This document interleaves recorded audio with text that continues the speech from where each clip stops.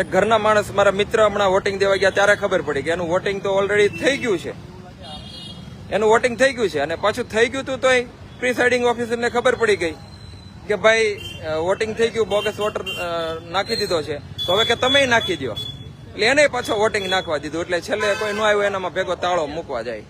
હું એમની સાથે વાત કરાવીશ.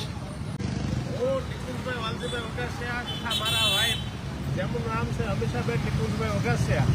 અમારા બંનેના અમે મતદાન માટે અહીંયા આનંદનગરની વાડીમાં ગયા હીરાબાગ ખાતે, તો અમને એવું જાણવા મળ્યું કે અમારા બેયના મત છે એ આનંદનગરની વાડીમાં અપાઈ ગયા છે અને એ સવારમાં આપી દીધા છે.